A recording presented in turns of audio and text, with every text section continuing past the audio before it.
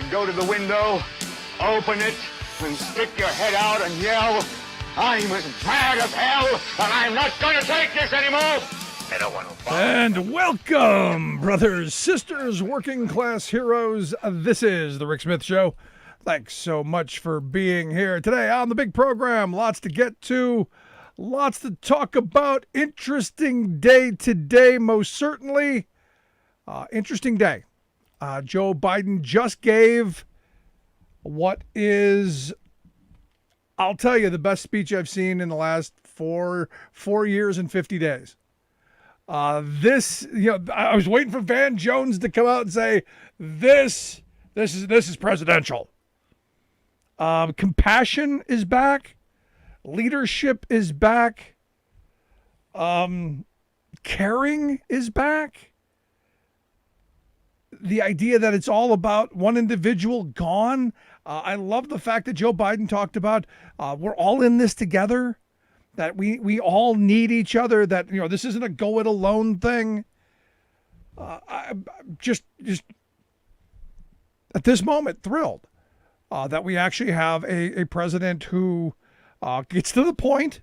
Very short speech, like 22 minutes, I think. Real short to the point.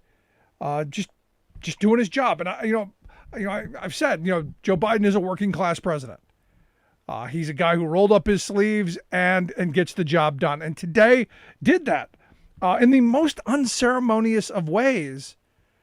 He signed this giant, his most consequential piece of legislation, probably going to be the defining piece of legislation of his presidency, and did it. And it was like 2 minutes. They flipped the camera on. He said, okay, I'm going to sign this. He signs it. He gets up. He goes, okay, I got other work to do. And went to work. There was no, oh, hey, thank you. There were no, there were no need for applause. There was no big, big bands playing. We didn't need trumpets and cannons going off. He didn't need it. Because the country needs this legislation. The country needs a leader. And the thing is, I look at someone like Joe Biden as, and I've been saying this the last couple of days.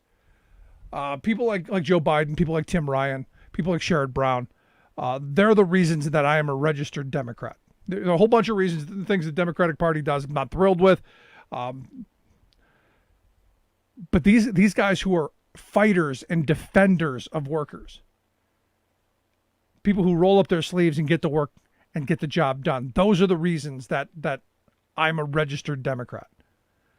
These are throwbacks to the New Deal era. These are people who understand that work is tough. And Biden, he has told this story a number of times. And it's one of those things, if you've ever had a major thing happen to you as a kid, it kind of sticks with you. I mean, you get past it, but it's one of those things that you remember. I talk about, myself. I remember having that first time I had to go to the store and use food stamps, and how traumatic that moment was, and how it infuriated me, and how it's now, look, I'm not a victim and I don't need therapy, but it's one of these things that you go, we're going to make sure that this doesn't happen again. And we're going to make sure that we find a path that no one has to go through this. And now, Biden talked about losing a home as a kid. And what it must have been like for his father to walk up the stairs and say, we don't live here anymore. That's something that stuck with him, that compassion. That is something that's been so sorely missing in this country for the last 4 years. And thank goodness Joe Biden is in this moment, in that White House, in this moment, and has, in my view, risen to the occasion. Now they're going to get the vaccines getting out much faster than they actually said. They're going to get to 2 million vaccinated a day. By May 1st, they're going to open it up to everybody so that everybody has a chance to get it well ahead of schedule. They're doing all of the things that need to be done. They are doing the right things. They are using the levers of government and the power of the federal government to actually do the right things. And that is so refreshing after the last 4 years of nightmarish nonsense from the former guy. But here's the thing, the signature achievement today. that $1.9 trillion rescue plan that's going to get out to people, $1,400 to every person, to help them get through the next couple of months, to help prop up our economy so that we can get to the other side, and also do a bunch of stuff to actually try and move us just a bit forward. We're going to help out the state and local governments. We're going to help out small businesses. We're going to help out struggling families. We're going to help people who've lost their job to get insurance. We're going to help people who've lost their jobs make sure that they get a reasonable amount of income to be able to survive this period, so that we can get some economic activity going. Things are going to snowball forward and bigger and better, and then we take off running. This is and look, not one, and I got to go back to this. Not one Republican voted for this. So whether this succeeds or not, this is on the Democrats. And they're willing to say, yep, we're willing to take this. They're putting their political future on the line, saying that this is going to work. We're going to take this on, and we're going to stimulate the economy. We're going to get through this. And it's the Republicans who are going to, I think, have a problem if Republican voters aren't as stupid as they think that the leaders think they are. And we'll see come 2022, but the reality is this is a step in the right direction.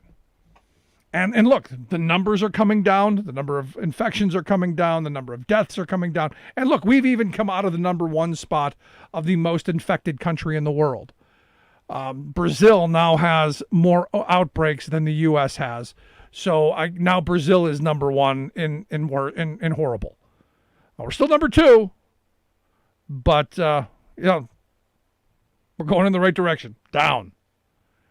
On the other side of this, because of the signing of the American Rescue Plan, you now see the airline industries calling off the layoffs that they had. So tens of thousands of people are not going to lose their jobs. Tens of thousands of people are going to stay on the payrolls, and you're not going to see a total collapse there. And there are other companies who are scaling back on the layoffs as well, because the reality, we're going to get through this. And if Joe Biden did anything tonight, it is that he instilled, I think, at least in me, some confidence that there's a leader at the wheel. There's somebody in control. And that has not been happening for a while. Now, I immediately got emails from the RNC and every right-wing group and Jim Jordan and all of these immediately attacking Biden of it's just too much spending and it's just giveaways to those blue states. Not one of them voted for it. Not one of them. Not one. Not one voted to help your family. Remember that. And I go back to, where were these people during the Trump years? Because immediately they're saying, well, Operation Warp Speed. Yeah, he spent money giving it to private corporations to do what they do. And good on them. He did what anyone would have done at the minimum. The reality is, the first couple of months, had we this kind of compassionate leadership, we'd be in a much different position right now. So that's where I'm at on this. A good day. I got the stimulus signed. I thought Biden gave a great speech, not just for us here in the U.S., but around the world. Didn't make a national embarrassment out of the country, and that is a good thing. Now, it's getting the other work. Because while we're beating this pandemic and we're getting the money rolled out, we're getting the economy to keep going, we're doing all these good things, we got to do something else. We got to pass some HR 1 to get people the ability to vote. I want to see the PRO Act get through, and a giant, big, chunky infrastructure plan. We have an opportunity right now to, out of this pandemic, as soon as we're vaccinated and through the doorway, to explode into an economy that's going to heat up with construction jobs and technology of the future. We, in the next 5 to 10 years, can remake what the future of this country looks like with smart, visionary leadership and a willingness to invest in our future. Other nations are doing it. China's doing it heavily. It's our turn to take the reins and go. Now, I thought it was interesting that the New York Times had an editorial out today that I've been saying we got to get rid of the filibuster for a while, for several years. I've always said I want to see a talking filibuster. If you really are opposed to something, if you're really against the idea of there being a piece of legislation going forward, debate. Stand there and debate until the cows come home. Continue to debate and continue and continue and continue. But as soon as you're done talking, it's time to vote. This idea that you can have a non-debating and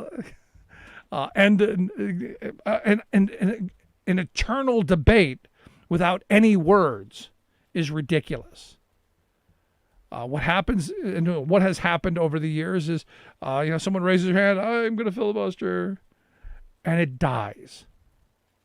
And that's all they have to say. And most of the time we didn't, for a lot of years, we didn't even know who it was. So for me, the idea of going back, and now the New York Times editorial board is saying it's time to chuck this outdated, arcane Senate rule. And their ideas are not wrong. They asked the question, what happens when the biggest election reform bill in a half a century runs into the most formidable barriers in American governance? What happens when you have this filibuster thing in place and holding back the kind of voting reforms that we're going to need to get everybody voting? They point out, look, the H.R. 1 does some things that are really important, starting with getting money out of politics, strengthening people's right to actually be able to vote, strengthening election security, banning partisan gerrymandering, establishing some ethics codes for the Supreme Court justices. Because, hey, you look who's on there now, you got to wonder. Ethics for our president, ethics for people in the executive branch. There's a lot in this that is really important in the world of our democracy.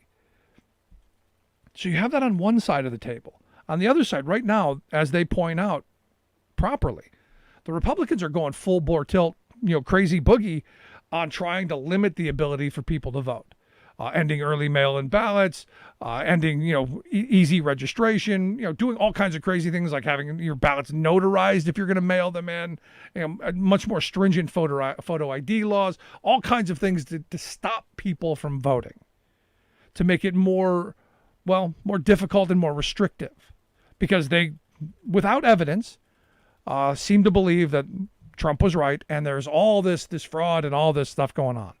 There's not. But even if you believe there is, this is the reason that you go, you know what? We do need comprehensive legislation. We need to do something to get this taken care of. We need to do something to get us down the road. Now, what the editorial board points out is, if, and this is what I've been saying for a while, if Democrats don't figure out how to do something with the filibuster and get H.R. 1 passed, they're probably going to be a minority for decades. Because what Republicans do masterfully is they pass really restrictive laws for voting that benefit them. Any way that they can cut down the number of those people voting, and those people, I mean by urban area, minorities, young people, old people, people who don't really vote for them usually. The more they can hold that vote down, they believe they can win. And I go back to 2010 when Tom Corbett was running for governor, and he was asked, what's the path forward? Well, if we could just hold the vote down in Philadelphia, we'll be all right. He was honest about it, at least. This idea that if you can hold certain segments of the population down and back from voting by using whatever restrictive laws you can come up with, that's their game plan.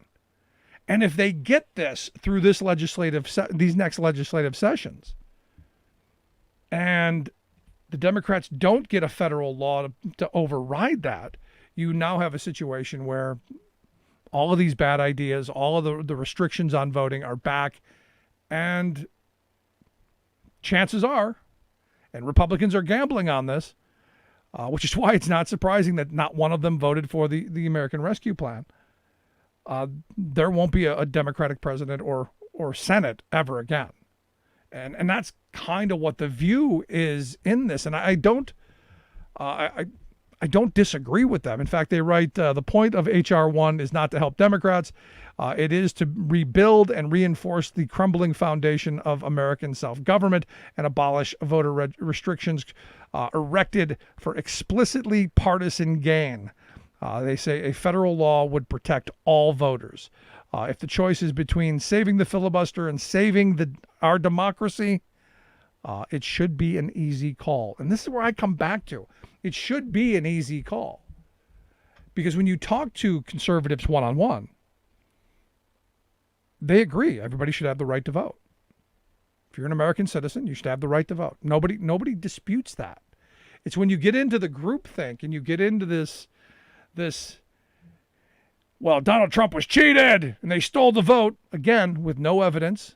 Every case has now been adjudicated. It's all done. There is no evidence. There's nothing that they can point to. Go, see, no smoking guns. Even if they do believe that the internet, the Dominion company was in on it and it was hacked and all of that, it wasn't. But even if you believe that it is, this is one of those moments where you go, isn't now the time to have real, true election reform, and not in a way that restricts people, but in a way that opens up the process to more transparency, more accountability, and allows more people in.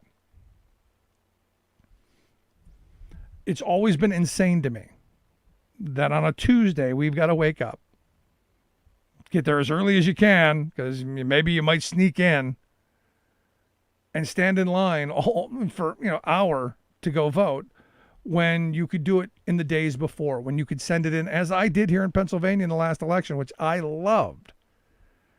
I requested a ballot. They sent it to me. I filled it out, put it back inside the secret envelope. I'll put it back inside the carrier envelope, signed my name across the page, and I dropped it off at the election office. It was simple. It was easy. Next day, I think it was the day after, they sent me an email, said, "Hey, Rick, we got your ballot. All's good." We can do that. We have the ability to do the right thing. The question is do we have the political will? And will the Republicans allow it to happen? And I say, no, they're not going to, because they know their fortune is tied to being able to stop Americans from voting. I'd love to hear your thoughts. You can email me, rick@thericksmithshow.com. Going to take a quick break. When we come back, I'm going to talk a little bit about infrastructure. Nothing more American than workers standing up, and the union gives a voice to win. On the Rick Smith Show. I'm Rick Smith, and this is Labor History in 2.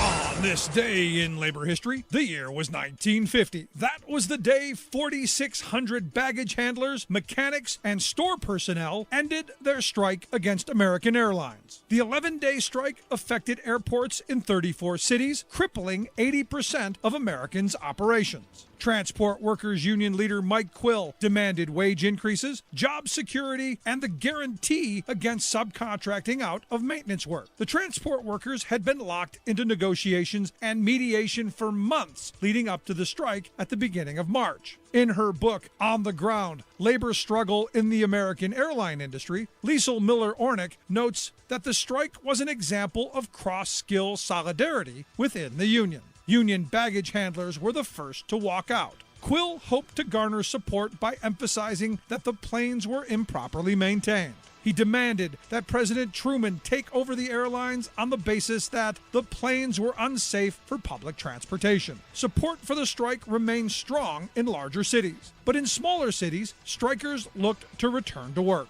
Miller-Ornick adds, the strike victory resulted in industry firsts, a severance package for laid-off workers, and a company policy pledging only to subcontract mechanical work that American Airlines employees did not have time to do. Though they did not gain wage increases, they did win significant increases in sick leave, 3 weeks paid vacation after 12 years of service instead of 15, and paid meal times for night shift shift workers. Transport Workers Union members at Pan Am were inspired to strike over similar demands 2 months later. The victory at American spurred national mediators to hammer out a settlement in favor of Pan Am strikers only 17 hours after the strike was called.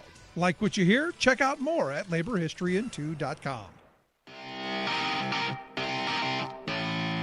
Welcome back to the Rick Smith Show. Now, here is Rick Smith. So as I said, now that we've got the American Rescue Plan signed, soon going to be delivered, more work begins. Like I said, H.R. 1, really important.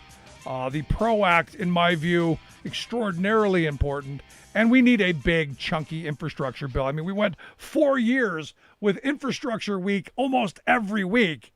And while we got a lot of cute pictures of Donald Trump in the truck and all that stuff, didn't get much actually done. So now is the time. Now is the time to get some work and get those jobs and all the stuff that comes with it. And here to share some thoughts on how we move on getting infrastructure done, I've asked Marc Jarsulic to come talk with us. Marc is a senior fellow and chief economist there at the Center for American Progress, AmericanProgress.org, their website. Marc, thanks for taking time for us. Well, not at all. Glad to be here, Rick. So, like I said, we've got a lot of work to do. We've got a lot of other things. But for me, an infrastructure bill has been one of those things that for at least a decade we've been talking about as the savior of jobs and going to move the country forward and get us out of the Stone Age. Yet we never seem to get it done. How confident are you think we're going to get something done this time around? Well, I think it'll be a more difficult lift than the American Rescue Plan that just went through. But I think that there is good reason to believe that we can make progress on infrastructure generally. And it's my hope that we can address some of the difficulties faced specifically by U.S. manufacturing, which is traditionally the source of high wage, good jobs for working class people in the United States. And, from our point of view, there are a couple of challenges to American manufacturing, which can be addressed by policy. And I would hope that in the second big bill that comes through Congress dealing with infrastructure and the long-term economic problems of our economy, that these manufacturing issues get effectively addressed. Yeah, well, walk me through some of the challenges you think you have, American manufacturers have, outside of the fact that we're competing with virtual slave labor. Well, I think that we do have a problem of maintaining and building competitiveness with our global competitors. And our global competitors come in many forms. I mean, it is true that especially U.S. small and mid-sized enterprises have difficulties competing with the low-wage, high-subsidy competition from China. But it's also the case that we're not doing as well as we might be when we compare ourselves to the best-in-class manufacturing competitors in advanced market economies. And the primary example of this is German manufacturing. Because if you look over, like a decade, the last decade, say, and you look at productivity growth for most sectors of manufacturing, German manufacturing productivity growth better than ours. And what that suggests is that we're not innovating in our manufacturing sector in a way that we can effectively compete with advanced market competitors as well. So I think we need to focus on the kinds of policies that will drive productivity growth in our manufacturing sector, and at the same time, not just reward the businesses who are there, but reward the workers who are working in those businesses, so that with productivity growth comes real wage growth. And I think that that's a possible. No, I'm right there with you. It's something that we have to do. But in looking at this productivity difference, is it possible that because I look at a lot of U.S. firms that they're looking, hey, where can we get the cheapest, most exploitable labor? Where can we find lax environmental regulations? Where can we get away from the job killing regulations in the U.S.? And I don't know that maybe it's just my impression, but it looks like they're looking to go somewhere else, where I think the German manufacturers, not so much. Well, I mean, one of the reasons that it's possible for German manufacturers to maintain high wage employment domestically, and they do maintain higher wage employment. Their real wages of their manufacturing workers are about a third higher than ours. Okay. And part of the reason they're able to do that is their firms, their manufacturing firms, are at the productivity frontier. And they're at the productivity frontier because there's an industrial policy in Germany that's designed to keep them there. And one example of how that's done is that the German government operates this system called the Fraunhofer Institutes. And what they do is they build institutes that connect the technical resources of universities and the people who want to do kind of frontier production of manufactured goods, bring them together, make it possible for the people who need to do proof of concept research and to develop measurement and guidance techniques for the things that they're manufacturing, bring them together and make sure that their products are the best available. Okay, so small economy, but they have 75 or 74 of these institutes devoted to particular subjects like building, advanced optical devices, building renewable energy sources. And their workers work in factories, work in businesses, and a lot of them are relatively small, that produce things that are kind of at the frontier. And so they command premium prices and they pay their workers premium wages. Right? So if we don't have a policy to do that. If I'm getting this right, what they're basically doing is they're taking on some of the research and development, and they're basically helping workers and education institutions and employers all come together. I mean, don't we already do some of that? Well, I mean, we make a kind of half-hearted effort to do it. I mean, there are a couple of programs in the U.S. that are kind of Fraunhofer Institute light. Right. One is the manufacturer extension partnerships, which are designed to bring together to allow especially small and medium-sized enterprises to learn to develop new techniques to increase their productivity, to make them more competitive. But unfortunately, even though we've got like 51 of those, like one for each state and one for Puerto Rico, the total support from the U.S. government for all these institutes is, at the last count, was like $140 million a year, right? The German institutes are supported to the tune of about 25 million euros a year, right? So that we don't match the scale of the effort, right? And we don't match the support of that effort.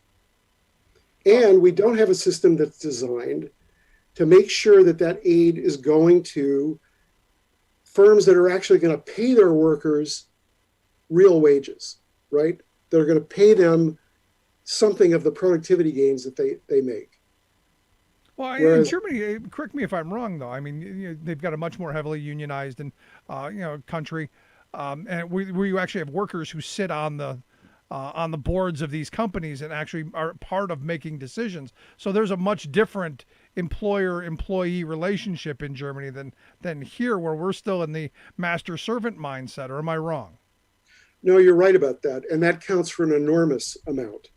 That is, the worker representation on boards, the power of German trade unions, and the fact that there is an educational system which recognizes that people who do the kind of work that's needed in manufacturing need to be systematically trained, all work together to produce a system where workers are well trained, workers are well paid, and productivity is very high.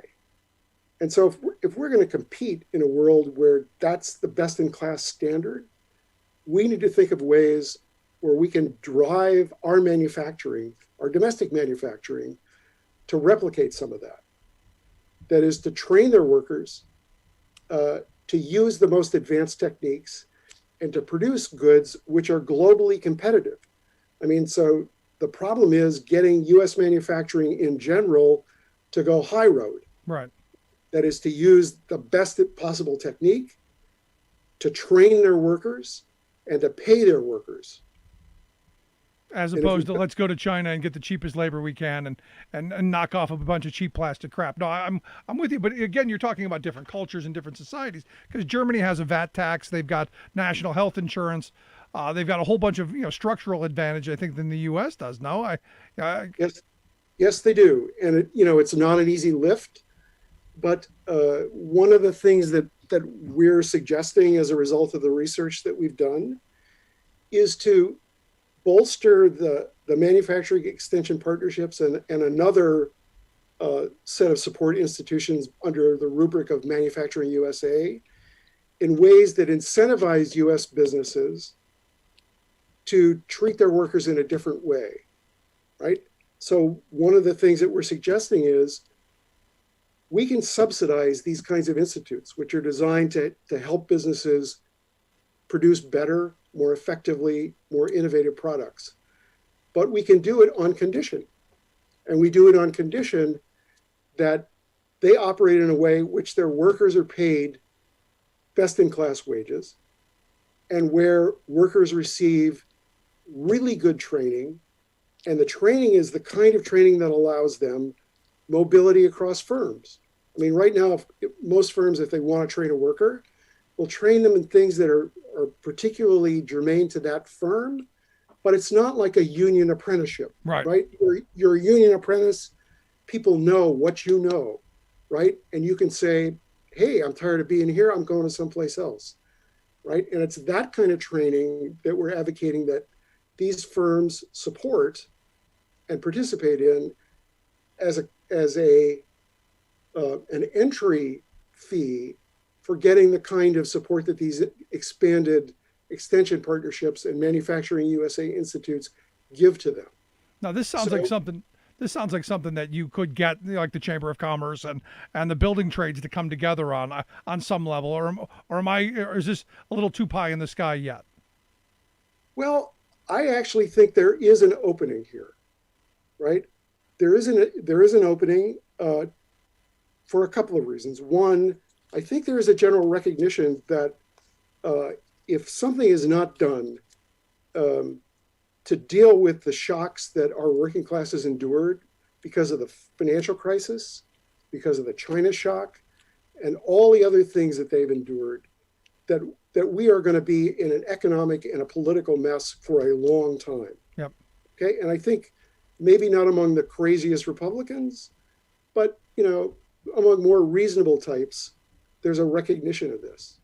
No. And I also think that there's also a sense that this stuff relates to a generalized notion of national security.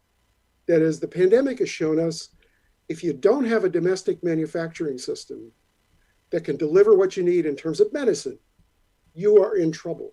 If you don't have a manufacturing system that actually can provide the kinds of goods that are needed by the defense sector, you are in long-term trouble. And so I think those kinds of national security considerations and the recognition that the kinds of shocks that American workers have been subjected to for decades have just gone too far and it risks tearing our society apart may motivate some reasonable response. No, and this is where I come back to. I'm someone who believes we need to have much higher taxes on the wealthy and on corporations. I've been saying that for decades. This is where that money then is put to use by having a much higher tax code, a much higher lift by our wealthy and our corporations. We can do these things that we're right now. It's not happening because, hey, we're told all the time we're broke. We can't do big things. We can't do a big chunky infrastructure bill. We can't do that because we're broke.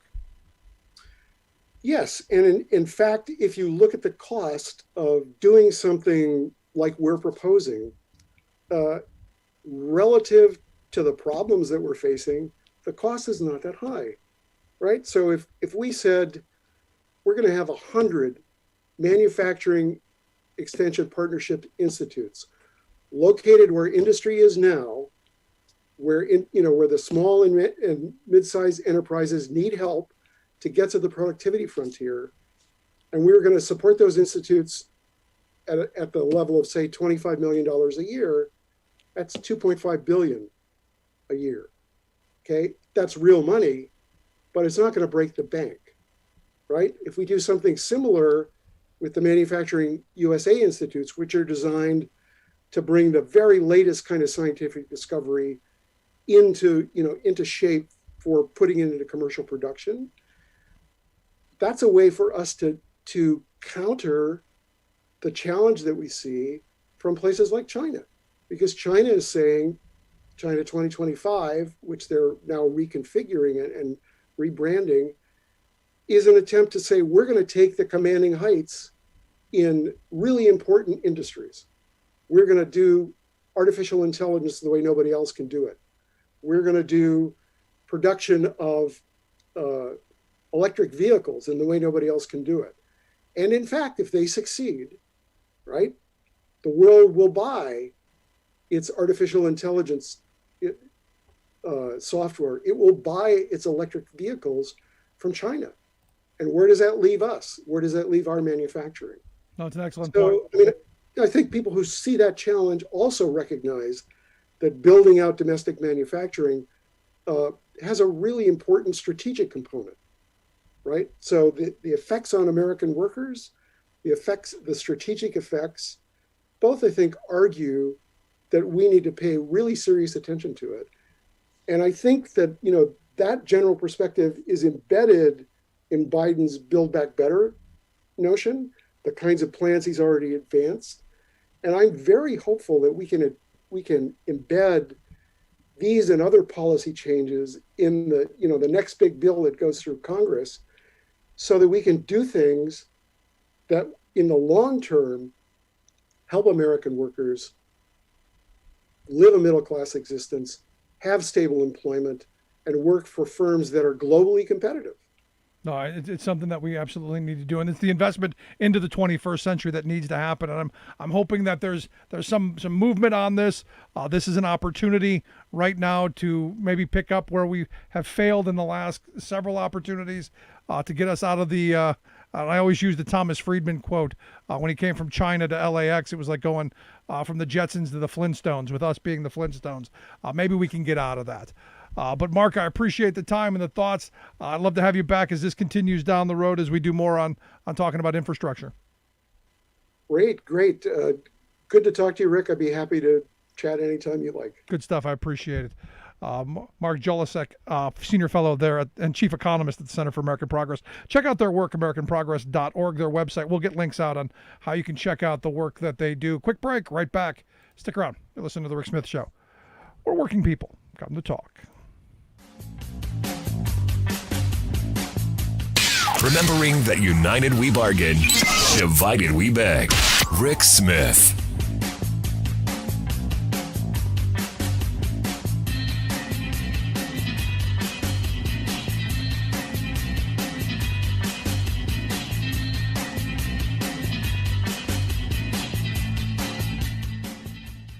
I'm Rick Smith, and this is Labor History in 2.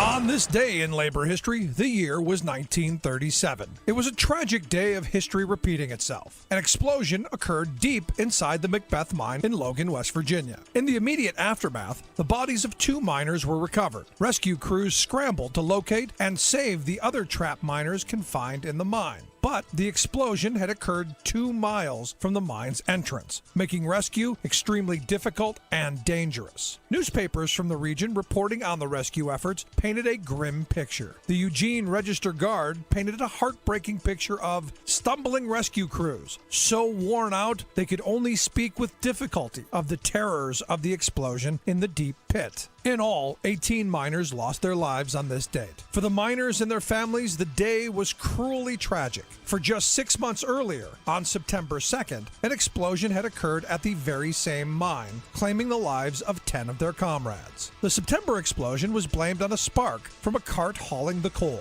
It ignited the dangerous gases that saturate the air in the mines. The company claimed the mine was safe, and the methane gas problem had been solved. But the second explosion likely had the same cause. In West Virginia alone, there have been more than 90 recorded mine explosions, resulting in thousands of deaths since 1886. The worst disaster occurred in 1907, when an explosion at the Monongah mine killed 361 workers. In 2010, 29 miners tragically lost their lives in the Upper Big Branch coal mine. Mine workers have been some of the strongest and most vocal participants in the U.S. labor movement. Mine workers and their unions have continually fought and organized for safer working conditions and fair wages for this highly dangerous work. Labor History in 2 brought to you by the Illinois Labor History Society and The Rick Smith Show. For more information, go to laborhistoryin2.com.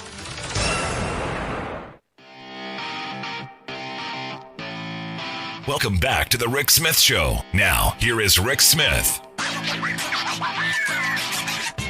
So gotta love Texas. Their Attorney General, Ken Paxton, he's suing the city of Austin and Travis County, Texas, because, well, they still want people to wear masks. They're still saying, hey, maybe you should do it for a little while longer because maybe we don't want things to get worse again. Maybe just a little common sense. No. In fact, Paxton, who during the big freeze thought it was a great opportunity to get out of Dodge, he said, no, he was mad. He said, I told Travis County and I told the city of Austin to comply with the state mask law, and they blew me off. So once again, I'm dragging them to court. And he's proud of the fact that he's making the people of Texas less safe. Although I got to tell you, still not as bad as the people of Idaho who went to their capital and did the mask burning. A state that didn't have a mask law. And like I said the other day, it's kind of like people who can't read burning books. Kind of the same thing. And here to share some thoughts on, well, the big mask burning and just how crazy that was. I've asked Nate Roberts to come talk with us. Nate is the president of the Pocatello, Idaho Central Labor Council. Nate, thanks for taking time for us. Thanks for having me on. I'm a huge fan. Thank you. I appreciate that. So tell me about this grand freedom march of unmasking and having their children burn masks in a barrel that is illegally burning in your state's capital. This has been an issue, of course, since the coronavirus first started to appear here. I think we had our first case here in March in Idaho, and immediately it started with the story that it's just a hoax. They following the grand leader. But there's a deeper agenda there. There was one event where a mother was arrested at a city park because they tore down some caution tape that was being used to separate the park because, of course, at that time there was a shutdown order by the governor. That was just one of the many issues that had led up to the mask burning. Here in Idaho, we've got a pretty deep distrust of government, especially in northern Idaho. And there's some rightfulness behind that because Sure. Idaho has a deep union history, and northern Idaho had some very strong union labor in the mines there. And, they had some rather violent events up there. And of course, the government was always there to support the mines. And, in the 70s, they lost a lot of forestry jobs that, came down because of environmental issues that they see as, government driven.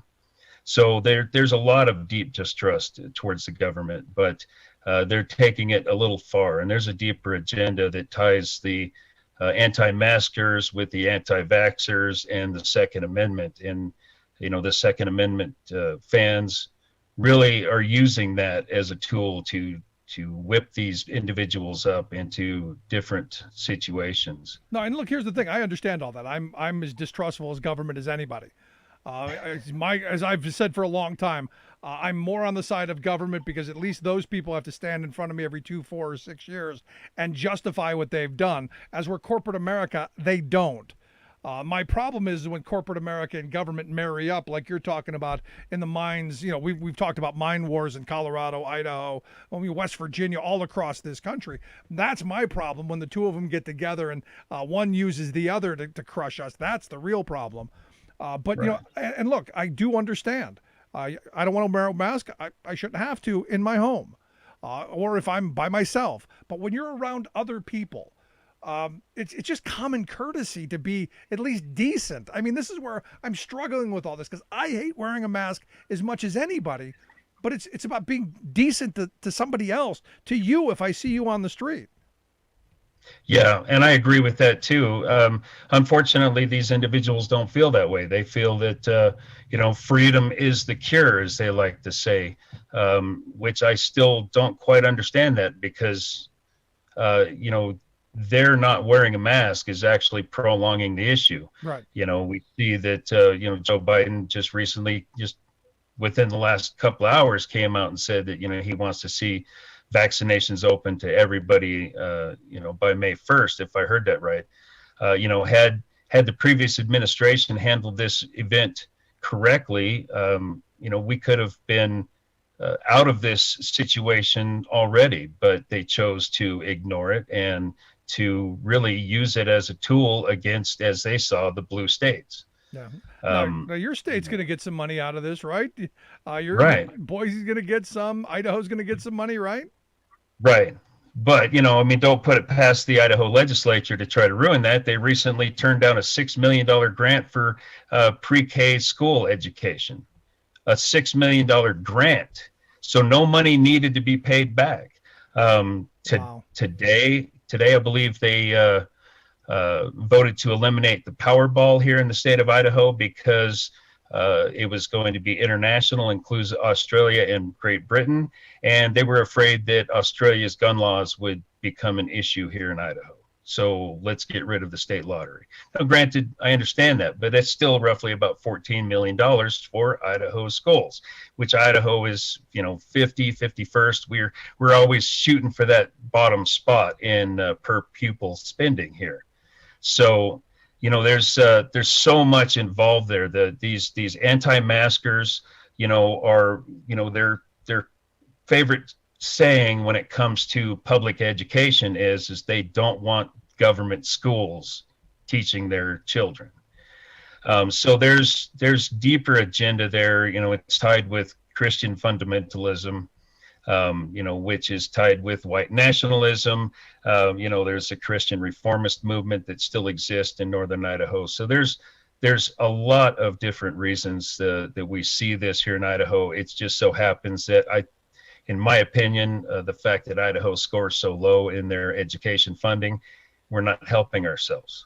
No, and that's a scary thing. And sadly, as you just said, all of that stuff is spot on accurate, not just in Idaho, but across the country. And it's a problem that we've ignored for far too long and allowed to fester. And now we're dealing with the consequences of it.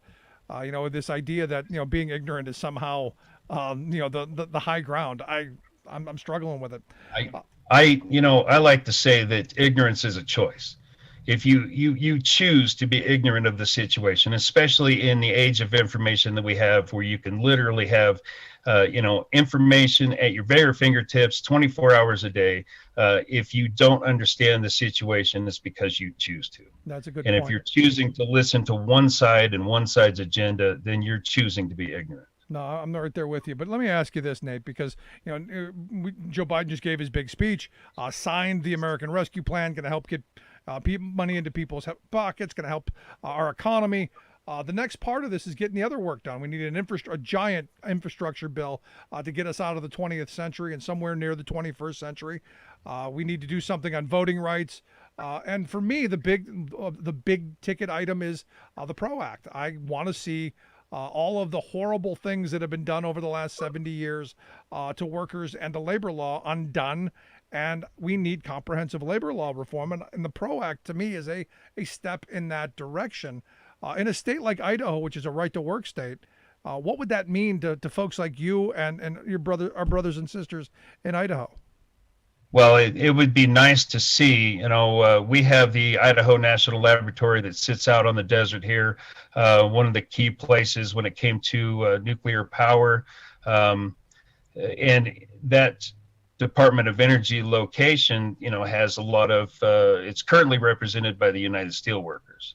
And I've heard numbers upwards to 70% that are choosing to be free riders on that location. So, the PRO Act would definitely help us, because even those that choose to not pay their union dues would still be required to pay at least the minimum for the representation from their union leadership there. So it would be a great deal for us in Idaho. Right to work was voted in 1985. I think it began in effect formally in 1987.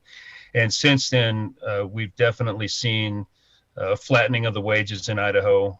Granted, typically Idaho is very reasonable when it comes to cost of living, but we're seeing a severe cost increase in housing here in Idaho. We have a lot of people leaving California and moving into Idaho, and a lot of the natives here like to say, don't Californicate Idaho, but frankly, those that are moving into Idaho aren't necessarily the progressives, shall we say. Most of them are leaving the great state of California to come here because they feel that their conservative values are being overridden in the state of Idaho or in the state of California. Yeah. So, the PRO Act would be huge. And it was sad for me as a Democrat to see that we had one individual choose to vote against that from the Democratic Party. And I think that Representative Henry Cuellar will have some questions to answer, especially for the Texas AFL-CIO and the national AFL-CIO. I guarantee that he's going to be asked about that. No, and I said, when I saw that, I said, whoever runs against him, I'll be happy to help you raise money. Whatever I can do to help you, because me that's the red line. For me, that vote is the red line for a Democrat, because this is supposedly the party of the working class. This is the party that built the most prosperous working class in the history of civilization, and to turn your back on that legacy to me is a huge problem. And whoever it is, I don't care. In the primary, you run against them, I'm going to raise money for you. Yeah, and I agree with that. And I'm fortunate here. In the area that my CLC covers, we have a Republican senator that supports unions. It supports our Labor Party. He works with the state Fed here, the Idaho AFL-CIO. And so, my CLC has endorsed him repeatedly because he's, a Republican that works with labor. And, we're more than willing to work with anybody that's willing to work with labor. But as soon as you cross that line, as you said, that red line, hey, all bets are off. See, I don't know any of those anymore. There used to be Republicans who, no, and you laugh, but there used to be, in fact, my friend Bob Ney, who was a congressman back during the early 2000s, said there were upwards of 90 Republicans who would regularly vote in the House of Representatives on labor issues, prevailing wage, right to work. They were a solid bloc. And they've all been ousted from the party. And this homogenization of the Republican Party is to hate organized labor. Right. And this actually leads back to this mask burning event, because these are the same individuals, the far right, that are, so vocal and, so aggressive in their political actions that they're pushing the moderates even farther to the right, especially in the U.S. House. They get a lot of pressure. I mean, our representative from District 1 in Idaho is Russ Fulcher. Who recently had pushed one of the security guards there at the state capitol building because she requested him to go through the metal detector, and he refused to go through the metal detector. So the thought was, I'm guessing, in my opinion, I'm thinking he was probably carrying a weapon. He refused to go through that metal detector. I mean, I know you talk about how do you refer to her? The Barbie, Lauren Boebert. Yeah. She's another one of those, along with Marjorie Taylor Greene. There was some great reporting done by Lisa Hagen and Chris Haxel, NPR reporters, some investigative reporters, and they put out a nice piece called "No Compromise" that talks about this very same movement. And, I really think that that's tied even to the libertarian movement that, helped to get us St. Reagan. Yeah. who No. I mean, you began can take all this back to the John Birch Society of the 50s. Right. And we could really delve into the money that has backed this and how masterfully they've manipulated our system and how masterfully they've organized and stayed long-term on course to basically buy the best democracy money can buy. Right. And that's, we in turn, especially union labor, we need to maintain that same concept of, long-term planning, not reactionary. And it's good to see that I see this moving in that way, for IUPAT to step out and be the first building trades to say, hey, the filibuster's got to go. That's a great step in my book, and it's good to see unions starting to be involved, and it's great to have a president for once that actually comes out and says union labor is the way to go. That's what builds America. Yeah, so, I don't know if you remember the Christian Coalition back in the 80s, 90s. That Ralph Reed character who got himself into a little trouble with Abramoff and my friend Bob Ney. He was interviewed a number of years ago, and they asked, how'd you build what you built? And he pulled out the SWOC handbook, the Steelworkers Organizing Handbook, and said, we did what labor did. And it's one of those moments where you find your roots and rebuild your roots. Yeah, we definitely need to get back to that, and I'm seeing that a lot lately, especially, it's really difficult here in Idaho, being right to work with the right-wing messaging that's constantly being put against us. Recently in the legislature, they're trying to take away the rights of our teachers who are even a union. They're an association, right? But they're taking away their rights to negotiate as a collective bargaining unit. The police officers here in the state, we're trying to get codified as a collective bargaining unit throughout the state. That has not been passed. I think it's dying in a drawer in one of the committees. The firefighters have that right now, but don't put it past them to try to take that away. We have that's our House of Representatives. Yeah, it is. And, we're constantly under attack. We've got one representative that's trying to completely eliminate the apprentice to journeyman ratio within the electrical trade. Jeez. Which, we've had, within the last, I want to say 10 years, we had, an Idaho family, in essence, die in a canal trying to rescue a dog that was electrocuted. And so the two other family members also were electrocuted because of shoddy electrical wiring. And this can be directly tied to, the right to work laws and the inability for, our education system to be able to teach people, how to be professional tradesmen. Fortunately, we have our unions here to do that. No, look, when you degrade a worker's ability to get the education they need, when you pay poverty wages, you end up with transient labor. You end up with a scenario where you get shoddy work, and unfortunately, people die, and it's a sad thing. And look, it's a cautionary tale for my state of Pennsylvania. But Nate, I appreciate the time, the thoughts. Good on you. Keep up the great work out there, and I hope you'll come back and share some thoughts with us again. Absolutely. Thank you for having me on, Rick. Really good talking to you, Nate. Nate Roberts, president of the Pocatello, Idaho Central Labor Council. Good stuff. Let's take a quick break. Right back. Stick around. You're listening to The Rick Smith Show. We're working people. Come to talk. Remembering that united we bargain, divided we beg. Rick Smith.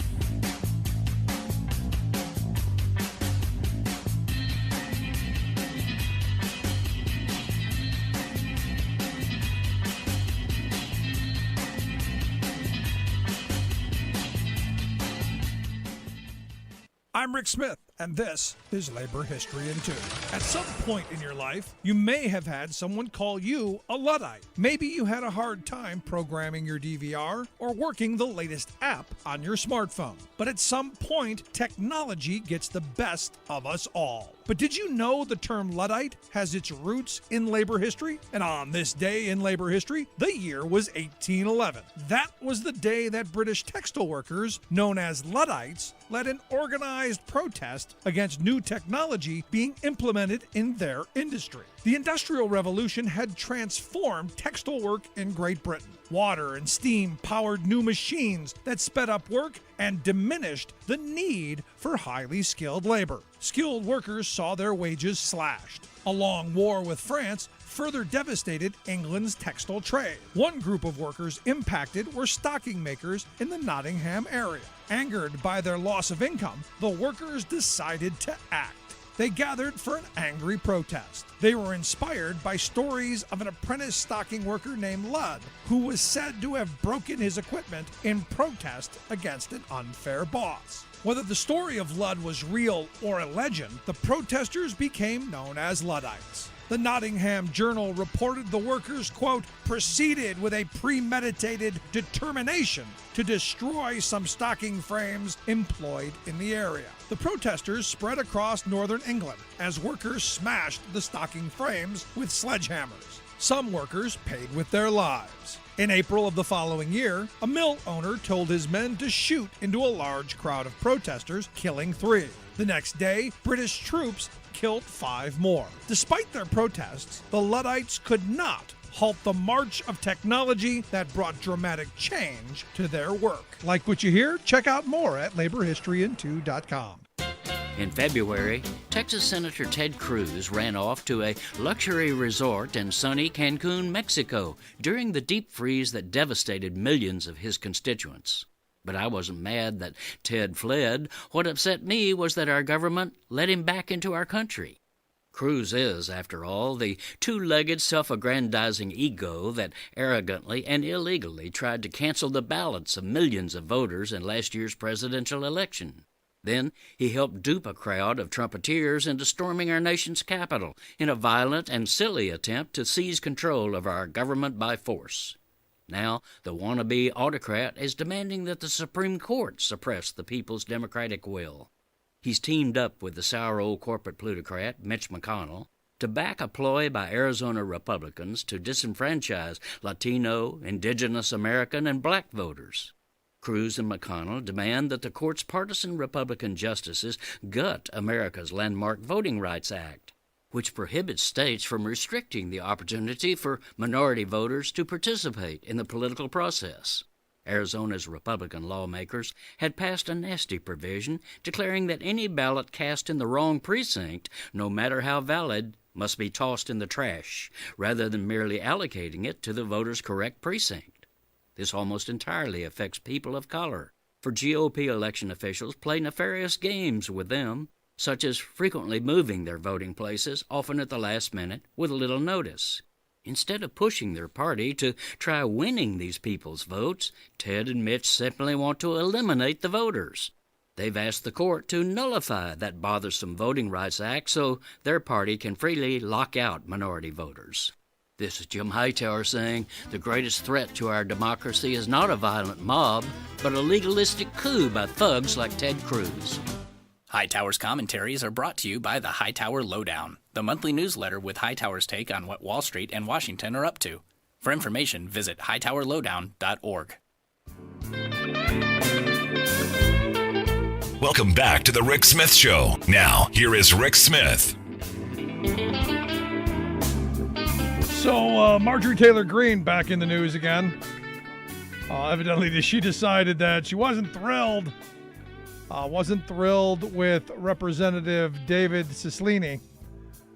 Decided to, I guess was asked by Newsweek about the proposed rule change by Representative Cicilline to basically stop her from asking for constant adjournments. And she called him Representative Mussolini. Oh, how clever! How clever! See, she's got all that free time now that she doesn't have any committee assignments. She can come up with snappy comebacks like that one. Anyway, here to share some thoughts on, the snappy comeback. Also, President Biden's speech today and all the other news of the day. Our good friend Sarah Burris, fabulous reporter at the great site Raw Story. Sarah, thanks for taking time for us. Hey, happy Thursday. So, Representative Mussolini, he is. Which is funny because he's Jewish.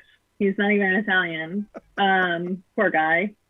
But not that Marjorie Taylor Greene would know anything about that. The thing is she kept trying, like every single time they try and vote on something, she makes the motions to adjourn. Right. And so then they have to stop, and then they have to say yay or nay. Everybody screams nay, and then she asks for the for the vote. And so then they have to go through all 11 billion of them and have everybody vote. And then it's another half hour to an hour because then people leave and they go, get a sandwich or whatever. So she's just a pain. And she's been making cookies with her face on them and handing them out. And then she's been handwriting letters to the 40 people who voted against her last attempt to adjourn. So the 40 Republicans who said, "Shut up, Marjorie. Shut up, sit down." She's sending them mean letters. Okay, well, look, she's got nothing better to do. And, the Republicans can thank the Democrats for that, which I think was the biggest mistake that the Democrats have made. It's really the only mistake that I've seen they've made so far is they basically saved the Republican Party from themselves. I said, leave her there. Leave her on those committees. And, as my son had a great comment once. He said, it's not that she's useless. She serves as a bad example. That's exactly it. You go, on the education committee, we need more education funding. Exhibit A. I mean, how difficult is that? I know. What's sad is you can't even call her the Florida woman. No, that's Lauren Boebert now. I just found out Gun Fetish Barbie was actually born in Florida. I didn't know that. That's amazing. I'll be damned. Yeah, so Gun Fetish Barbie is not an actual Coloradan. She is from Florida, which now makes perfect sense. So much sense. If we find out that Marjorie Taylor Greene, we got to find out who her parents are. Is she half Floridian? Is she is this like when you're Jewish, on your mother's side or something? Well, I mean, look, they're right on the border. There could have been some overflow into Georgia, just a little bit. Never know. You never know. Right there at the bottom, where it's really conservative. It is just crazy, and things are getting crazier on that side because look, they need distractions, because not one of them voted for the American Rescue Plan. Not one. I thought at least one would go, no, I think my constituents could use the $1,400, and I don't want to have to run in another year and a half on, hey, you didn't give us any money. I thought at least one. Not one Republican voted for it. Not one. And this is one of the most popular bills of all time. This isn't like, the first bailout from 2008 when the economy crashed and Obama was like, we need to pass a stimulus. This is not that. In that case, it was something like 15% of people supported it. And then I think they did later. But this one, everybody wants money. Everybody wants it. And what's funny is Donald Trump was the one who proposed the idea of the $2,000 check. So when was it? Middle of November, whenever they started talking about this, and Trump said, I think it should be $2,000. Every Republican, 64% of Republicans were like, hell yeah. Yeah. And then Biden came in and that Republican number just went beep. Suddenly they didn't support this bill anymore. Yeah, because it was only 1,400. It wasn't the 2,000. I keep getting this from my lefties who keep going, no, it's not the 2,000. Go 1,400, 600, 2,000. It's the 2,000. It's math. It's the 2,000. But yeah. I argue that the reason that Trump lost, I think he would have won had McConnell let another stimulus bill go through over the summer. I think if you would have gotten another check into people's hands, right, well timed around the end of October, a little Halloween surprise, I think Trump is still in the White House, and I'm glad McConnell didn't, because I'll be happy. I'll tell you, I'm happy with Joe Biden. I thought he gave a great speech today. To steal a line from Van Jones, today he became presidential. I thought he rose to the moment. I think Joe Biden became presidential the moment he gave that speech at the about the grieving that we have dealt with, the COVID remembrance ceremony at the Lincoln Memorial. That was probably, and here's the thing, the way that he talks about grief, it gets me every time. I'm still dealing with all of this shit from my grandpa passing, and sometimes it's really hard to watch him because it's just so you feel it. You feel what he's saying to you, and that he understands and that he gets it. So the whole country who, we've had 500,000 people who have died. 500,000 families are dealing with somebody who's not there. 500,000 people are mourning. and it's hard. And my friend Edery was saying tonight that for the first time, whenever he spoke at the Lincoln Memorial about that, that was really the first time we kind of had that moment where we woke up and we were just like, yeah, a bunch of us are gone. Yeah. And we're acknowledging it for the first time. And it's like, we're really kind of in that moment of, crap, this is where we are and what we've dealt with for the last year. The whole thing about today was because when things shut down, and so everybody's been talking about like, where were you? What was going on? How many rolls of toilet paper did you have on March 11th? And so there are all of these stories about, what life was like before and what we have been dealing with for the last year. And I think the thing about Joe Biden is that he acknowledges it. Before it was like when my friend said, it was like a protest to acknowledge it. This was the liberal machine making something up just to acknowledge the grief and the suffering and how hard this all was. It became an activism thing just to acknowledge the death count. And now it really is just like, no, we're all in this together. This is the whole country. This is all of us. No, and that was his message. Look, we are all in this together. We've still got work to do. We still got to do the mask, the social distancing, washing your hands, all that simple stuff. And we're not through yet, but we're going to. And that was the message, I think, that came out of this. Look, we're getting people vaccinated at a much higher rate than even we thought we'd be able to do. Everybody by May 1st is going to have access. By May 1st, everyone will then get access. And everybody will have the chance. We can all come together and blow shit up together. Well, there is that. But that's the best thing ever. You see these stupid states like Texas and Mississippi who are opening up, and you're like, but we're so close. Like, why can't you wait just one more month? Just one more month? Because you want kids to go down to Padre Island? Is that what it is? Yep. Come on. This is why we can't have nice things. Yeah, this is why Texas sure as hell can't have nice things. No, that's the crazy thing. Because we are close. And I said this the last time we were close. We've been close a couple of times going, no, not now. But no, we just can't wait that extra couple of days. Oh, and it's such a pain because especially in Texas, they're having a kind of an okay time doing the vaccinations, but it's something like they've only done 10%. Yeah.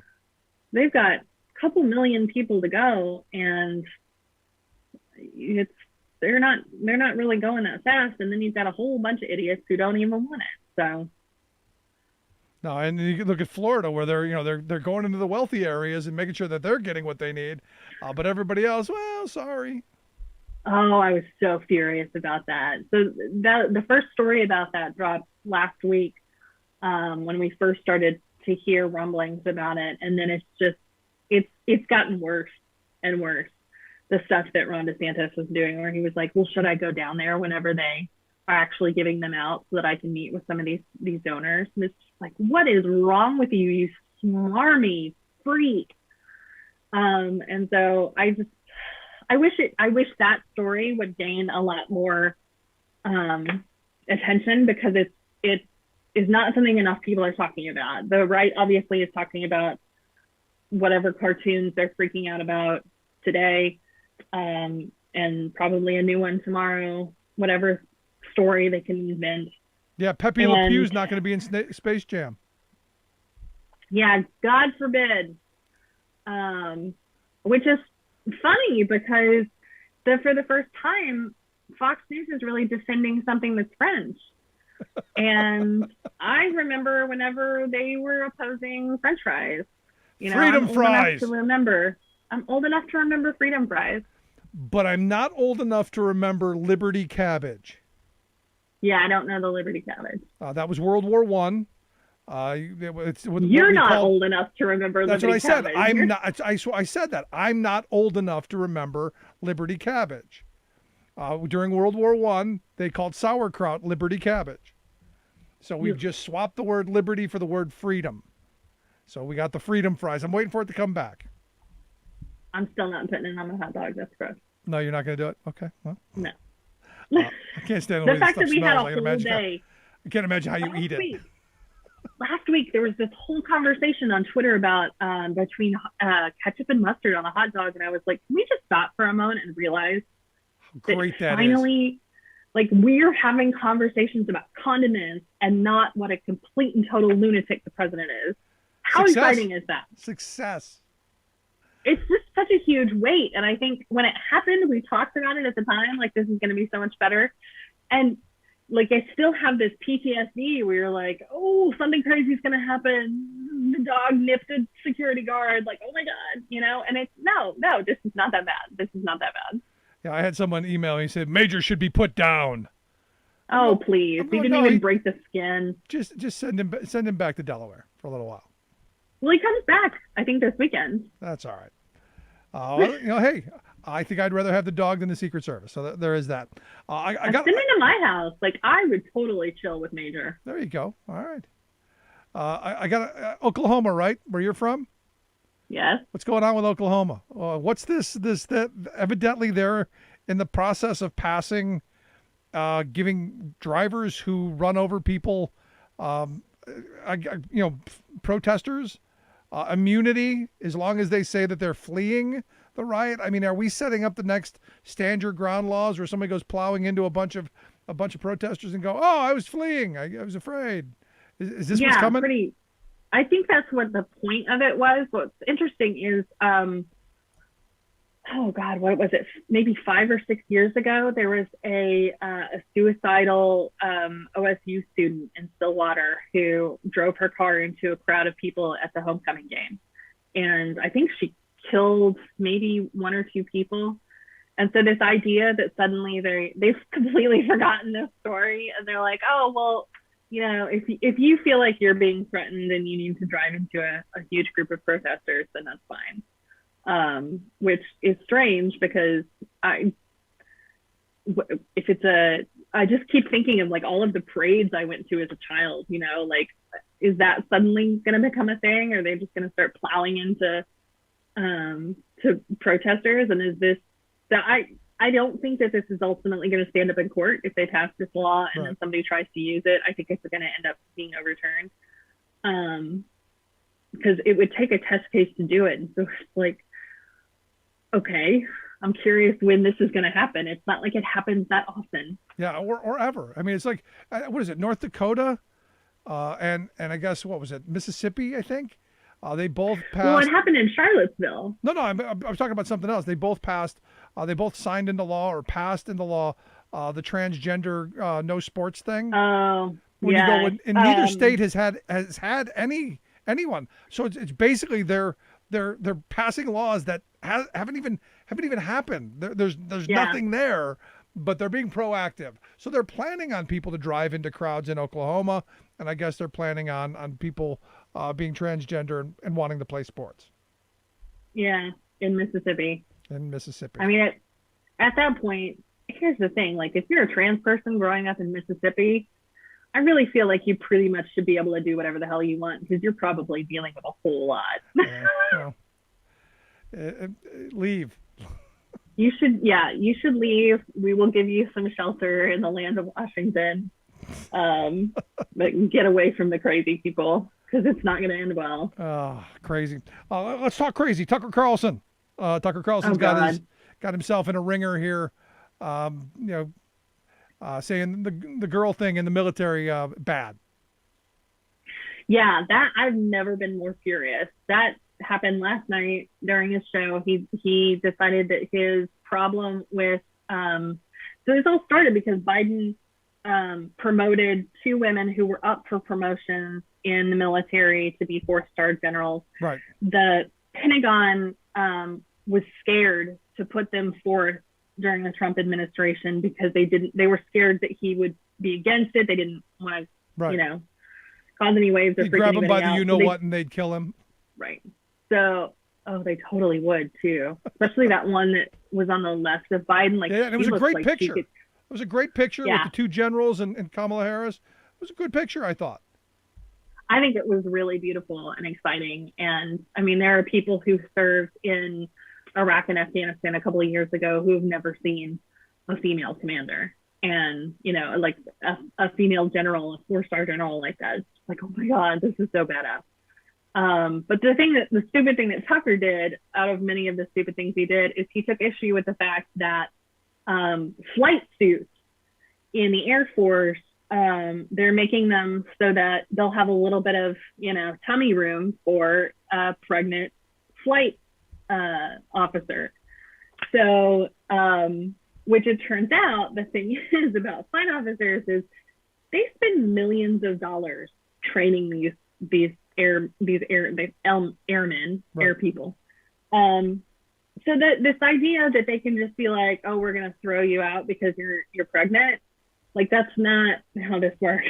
First of all, when you have invested that many millions of dollars in making sure that somebody is an expert flight person, and if they're really good at their job, that you're like, I don't care if you're 9 months pregnant, I want you behind the stick, then I say let the military do whatever they want. But Tucker has a real problem with this because he thinks that it is making our military less masculine.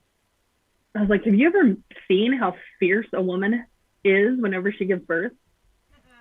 Like, I was there when my friend Sarah gave birth. I was afraid. Yeah. Like, we were just, the girls were together. We were crafting in the corner. We thought we would make a day of it. It would be this beautiful experience with all of our girlfriends around. And it was scary. And at some point, you're just like, I need a drink. Yeah, I don't know. That coming Someone get her a martini. Yeah, that coming from a guy who was a grown man wore a bow tie. Right. Exactly. So, I mean, the fact that this idiot has served no time in uniform. I don't know if he even attempted to sign up, not even a guard position, Nope. right? Not even a weekend thing. And he has the guts to try and go after some of these women who are the most fierce in the country. My favorite comment on Twitter was that somebody saying, my left ovary has more testosterone than Tucker Carlson does. I was like, right on. Yeah. Well, I was never in the military. I don't question their decisions. They do what they got to do. That's on them. I think it was a stupid thing for him to do. Let's move on to. And it has just. Can we talk about how awesome though the military response has been? Like, people at the Pentagon who were really conservative, who were just like, and they were just like. So that's been the fun part today, is seeing every single response from every branch of service, all of these generals. That's pretty cool. No, it has been. The one guy's video I thought was really good. It's doing the rounds. I thought he was really spot on. Let's talk about New York. Andrew Cuomo's gotten himself into more hot water. I'm going to get your thoughts first before I jump into the middle of it. Thoughts on the Cuomo situation now? I don't know. I mean, I keep saying that we need to have an investigation because I don't want the guy to get Franken. There's just like one thing after another, and you're just like, dude. Seems coordinated. Yeah, and so you're wondering, like, how much of this is real, how much of this is, like somebody making stuff up, because it's like, you can tell if it's somebody where he's kind of hedging a little bit, where he's like, yeah, well, it's probably not that great, and then somebody where he's like, that didn't happen, and it seems very easy to tell the difference, just based on his response, how emphatic he is. So, I really would love to see an actual investigation where we can find out what really did happen. No, I'm right there with you. And I understand there's one underway, right? Yes. And it's like a total amazing prosecutor. God, I can't remember who it was, but a bunch of the lawyers or something like that. Well, so Letitia appointed this dude. Oh God. It's like a 3-letter first name. Anyway, the person that, like, a lot of the lawyers and the prosecutors that I follow were talking about, like, oh, I know this guy. He's incredible. Like, this will be a legit investigation. This is not going to be political. This is not going to be, some joke thing. This is a real person who's actually going to investigate it, which I think is important. I don't want us to get through this whole thing and everybody be like, yeah, this is a sham trial. Yeah, I mean, but a lot of this stuff comes back to he said, she said, and it's one of those things that, I keep saying that, and where my position has been, I haven't seen anyone lay out a case that he hit on somebody or he made an advance and was repelled and then did something to harm them. And I guess, to me, that's the wrong. That's the line. If someone, just hits on you or says, hey, says something, that they think is complimentary, but you find, creepy or offensive, that's a whole different thing. To me, it's that next action of using their power to put you back. I don't ever want to get into a situation where people can't communicate or somehow figure out how they're going to date or whatever, or am I just too white and male? Well, I think too, this idea of whatever that next action is, the second that you say stop, no, and move away, if he continues, if he proceeds, if he keeps asking, like over the course of several days or weeks or whatever, that is inappropriate. Like she made it very clear. I think that is that second action as well. But I do think that there is a piece of this where if nothing, like if somebody was like, no, I'm not gonna go out with you because you're an old creepy man, then and they were demoted or something that was happened to them at work, then it would be a completely different issue. But that doesn't seem to have happened in any of these scenarios. Yeah, it's not like the last guy we had who just you heard in his own voice, I just move on him like a what, and I grab him by the what, and I just start kissing him because I can, because I'm famous. That if we can't prosecute that, asking if someone can kiss you and then walking away when you say no, I don't know. I'm struggling. Yeah, I mean, I definitely understand where you're coming from. I think that there's a very, very clear line, and I don't know that I know that he stepped over it yet. Yeah, it's messed up. It's creepy. Yeah, I mean, is there a clear line going forward? Because I think there is. If you make it very clear, if there is, no, stop, like this, that is a very clear line. Right. Like removing his hands, no, you can't kiss me. All of these things are very, very clear lines to me. And I feel like most of the people in these scenarios that he is acknowledging made it very clear. And he didn't, it doesn't sound like he moved forward after that. Right. No, it sounds like he was a guy who was always on the make, like a lot of guys are. Yeah. And he's a smarmy guy. To go back to the old Fast Times at Ridgemont High movie, Damone, you said, you just throw the vibe out there to everybody. Maybe one person comes back. I get that. But to me, it's that next. And we'll see. We'll see what happens. Again, there's calls for him to be to resign or talk of impeachment. So we'll see what's happening. Finally, I saw hugging was trending today on Twitter. And I thought of a mutual friend of ours, Brett Banditelli, who back in, 2013, was front and center at the Hug a Thug booth at Netroots Nation in San Jose. And he blames you for starting it. Yeah, Did you start that? I did, because I was always trying to, when I was working in labor, like I really was trying to figure out, like, how can we dispel this just really awful portrayal of who labor people are. Like, even if they are big burly Teamster guys that you call up to have them go have a conversation with your ex-boyfriend, those guys are scary. But there's also like the hotel housekeeper and like cute cuddly firemen and all of these things that are all these guys and these women who are amazing and who are not scary and intimidating, and you don't worry about them breaking your legs. And so it just was like, well, we should just, hug a thug. There you go. Hug a union thug. If I remember, he did several shifts at the booth. Of course he did. For clarity, I did not hug him, but I do believe a lot of other people did. So there you go. We also, and he still does class war kitten. We have kitten memes where they talk about the class war. I thought it was Kata. Well, it's kitten. Class war kitten. It's a thing. I know. It's an internet thing. I know.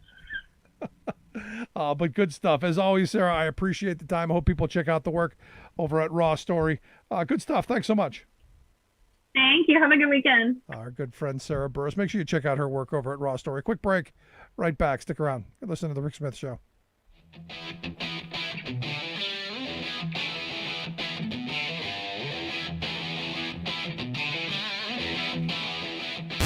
Saving work in America, one show at a time.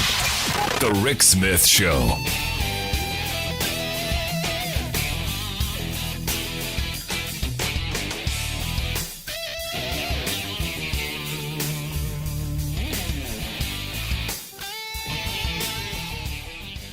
I'm Rick Smith, and this is Labor History in 2. On this day in labor history, the year was 1950. That was the day 4,600 baggage handlers, mechanics, and store personnel ended their strike against American Airlines. The 11-day strike affected airports in 34 cities, crippling 80% of Americans' operations. Transport Workers Union leader Mike Quill demanded wage increases, job security, and the guarantee against subcontracting out of maintenance work. The transport workers had been locked into negotiations and mediation for months leading up to the strike at the beginning of March. In her book, On the Ground, Labor Struggle in the American Airline Industry, Liesl Miller-Ornick notes that the strike was an example of cross-skill solidarity within the union. Union baggage handlers were the first to walk out. Quill hoped to garner support by emphasizing that the planes were improperly maintained. He demanded that President Truman take over the airlines on the basis that the planes were unsafe for public transportation. Support for the strike remained strong in larger cities, but in smaller cities, strikers looked to return to work. Miller-Ornick adds, the strike victory resulted in industry firsts, a severance package for laid-off workers, and a company policy pledging only to subcontract mechanical work that American Airlines employees did not have time to do. Though they did not gain wage increases, they did win significant increases in sick leave, 3 weeks paid vacation after 12 years of service instead of 15, and paid meal times for night shift workers. Transport Workers Union members at Pan Am were inspired to strike over similar demands 2 months later. The victory at American spurred national mediators to hammer out a settlement in favor of Pan Am strikers only 17 hours after the strike was called. Like what you hear? Check out more at laborhistoryin2.com. Welcome back to The Rick Smith Show. Now, here is Rick Smith. So, as I understand, the workers at Amazon in Bessemer, Alabama are casting their ballots. It should be by the end of the month, I guess. Maybe we'll get a decision then. And look, I'm hopeful. This is one of those moments that, I'll be honest, at the beginning, I'm like, I know it's outside of Birmingham. I know that's a reasonable Democratic stronghold. I know that labor has a good presence in Birmingham because of the steel mills. I get all of that. But you know, my mind was it's still Alabama, and early on, I'll be quite honest, I gave it almost no chance. But the fact that right now you've got a sitting U.S. president saying, "Hey, every worker should have the right to choose," the fact that you've now got all of this momentum as we're talking about the PRO Act, I'm much more optimistic of the outcome, and this could be a historic moment as the biggest employer in the country. Finally has a union presence. And here to share some thoughts on, what's going on down in Bessemer, Alabama, and the horrible tactics that are being played on the workforce. I've asked John Logan to come talk with us. John is a professor at the San Francisco State University. He's also the director of their Labor and Employment Studies program. John, thanks for taking time for us. Hi, Rick. Glad to be on. So am I off base here in how I kind of laid this out? Because I'll tell you, early on, I wasn't so. I'm like, I'm feeling a little bit better now. Yeah, no, I think that's right. I mean, I agree with the way you framed it.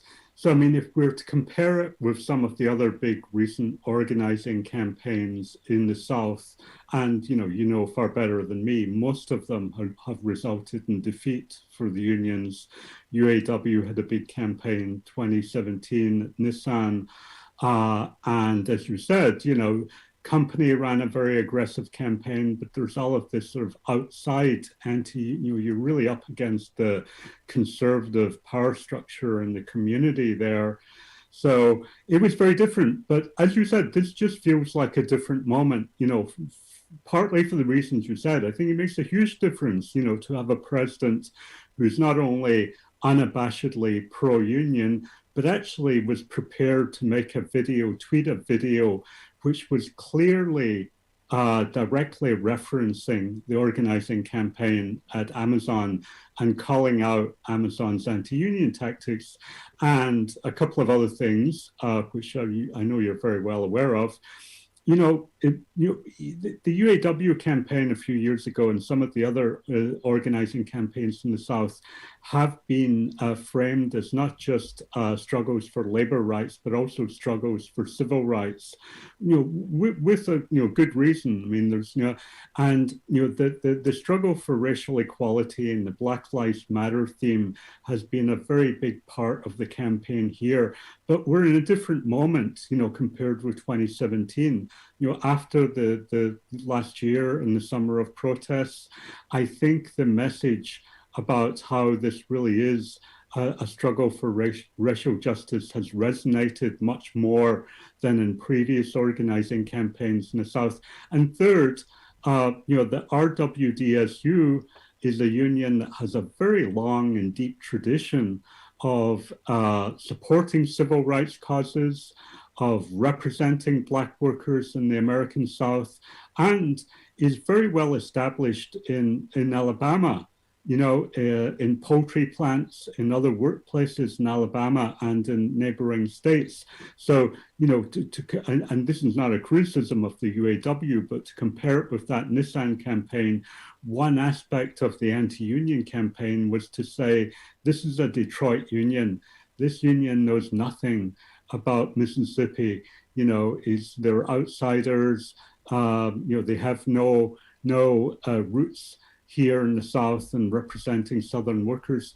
You simply can't do that with the RWDSU.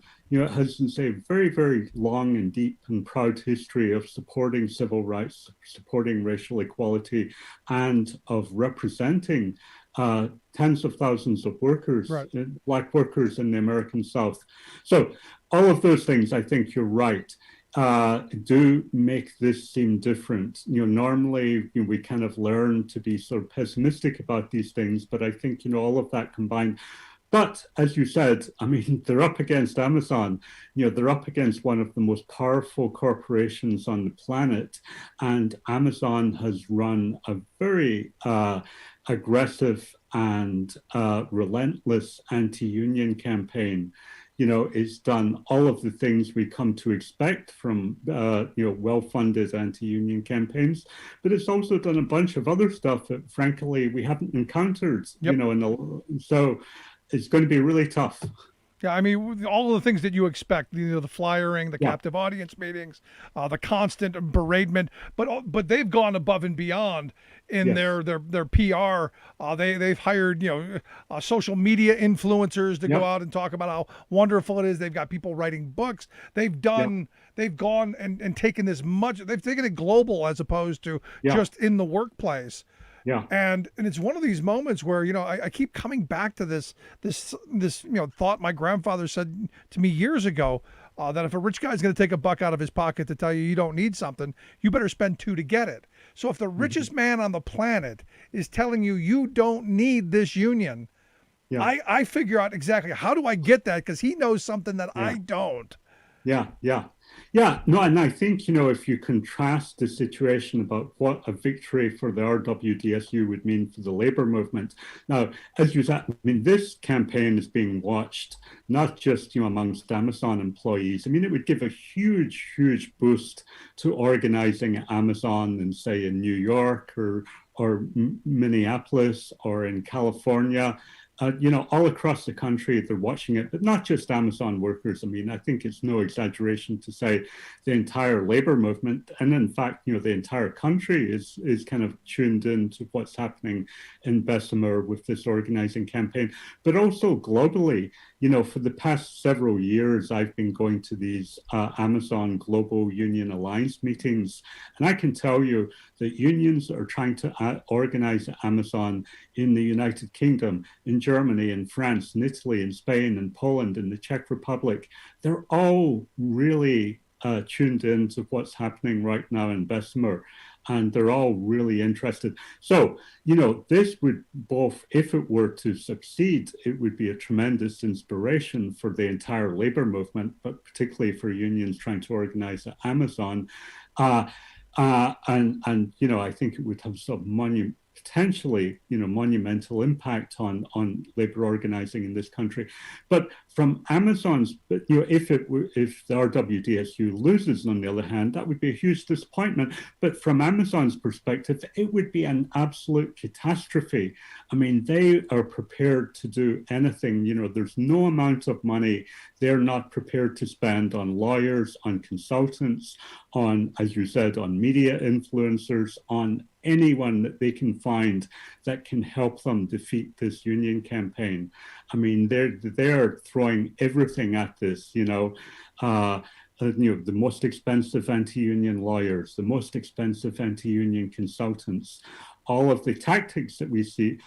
Some of the stuff that we hadn't really seen before individually might seem quite trivial, but it does give you a sense of a company that's prepared to do and try anything to defeat the union campaign. So we read about things like, anti-union flyers inside the bathroom stalls, or we read about getting the city to change the traffic light patterns so that traffic goes more quickly when it's leaving and entering the facility, so that union organizers have less time to speak to people as they come into work or as they leave work. Or we hear that Amazon has installed its own mailbox on site because it's a mail-in ballot, as you said, ends on March 29th. And instructing people, here's how you vote no, and we want you to vote our ballot box. They can watch. Yeah, exactly. And, some other stuff, just weird stuff like, through a third-party contractor, they've employed a bunch of people, some of whom are, recently released from prison. And, it's great that they have jobs. It's just a pity that Amazon is employing them as human billboards to walk through the facility with anti-union messages, attached to them. It's just sort of weird stuff, I mean, how often have we read about these tactics, in previous anti-union? You think you've heard everything, if you study these things for a few years. And then so many times with this campaign, I've been reading things and I thought, never come across that before, so. But yeah, I mean, the consultants that you mentioned, I've written a short piece about the consultants. They're absolutely notorious, consultants that have been involved in many high profile and many super aggressive anti-union campaigns just recently. And they actually have two different consultant firms now. They're paying, tens of thousands of dollars per day just on these consultants. I mean, when this campaign is over, I think there's no doubt that Amazon will have paid millions directly to consultants and lawyers. But of course, I mean, that's a pittance to... Yeah, it's pennies what they're going to end up saving. Yeah. So these same consultants, or one group of them, ran the anti-union campaign, which was a successful union campaign at Mission Hospital in Asheville, North Carolina, which was a few months ago. It was the largest union victory at a hospital since 1975, I believe. So, I mean, I was in touch with the organizers during that campaign.